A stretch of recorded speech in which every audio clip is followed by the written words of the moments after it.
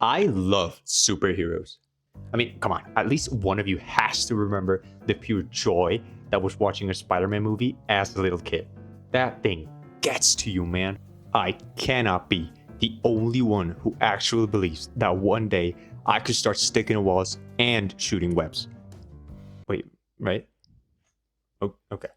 As a child, I would constantly get annoyed every time people told me becoming Spider-Man was, quote unquote, not possible because of something called physics. Whatever that's supposed to mean. I mean, that word doesn't even exist. Either way, that isn't stopping anyone from enjoying the magic and nostalgia from movies, TV shows, and comic books about our favorite super-able people.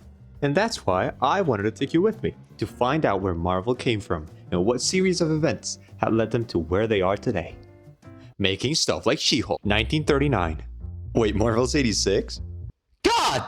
It all starts with this dude, Martin Goodman, a distinguished publisher of pulp magazines and paperback books. At this time, he decided to release his first comic book under the company Timely Comics in 1939, introducing the Human Torch and Namor. Yes, that Namor. Well, the thing was apparently a banger of a comic, since he went on to sell 8,000 copies, and later 80,000 copies on a second printing. Around this time, Martin decided to hire the talented Joe Simon and the legendary Jack Kirby, and in 1941, these two came up with the now world-famous Captain America, a super soldier, a symbol of justice, courage, and freedom, all in an effort to encourage, well, regular soldiers and give hope to the public in times of war. By kicking German ass, oh yeah baby, they even had the mustache man on the front page. Then in 1951, Timely Comics rebranded to Atlas Comics. Yeah, that's about it. And only 10 years later, in 1961, the company finally decided changing their name to Marvel Comics, marking the start of a new era, the Silver Era. Now introducing the man you've all been waiting to see, the man we deeply thank for creating most of the superhero stories we all know and love today, LeBron. Just kidding, it's Stan Lee. And I absolutely love this man. It's so unfortunate this is the only time I got to meet him. Yeah, shut up, I know it's a clay figure. Stan Lee would then partner with Jack Kirby to create the iconic Fantastic Four. No, I am not sponsored by Marvel, but yes, this movie releases on July 25th, 2025, and yes, you gotta go see it, because it's gonna be amazing. Creating in the process a new type of superhero. Superheroes with Lee and Kirby went on to create a bunch of other characters together, including Spider-Man, Iron Man, the Avengers, Black Panther, and the X-Men, just to name a few. Dude, these two were the absolute power couple. They were cooking banger after banger after banger. And all thanks to Stan Lee's idea that superheroes have problems. They mess up and often have to make really hard decisions. And even after all this, they still remain human.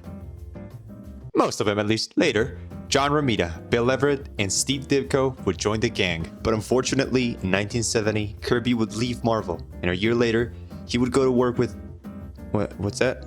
DC Comics? Come on, man. You gotta be kidding. Marvel would continue to release comics regularly.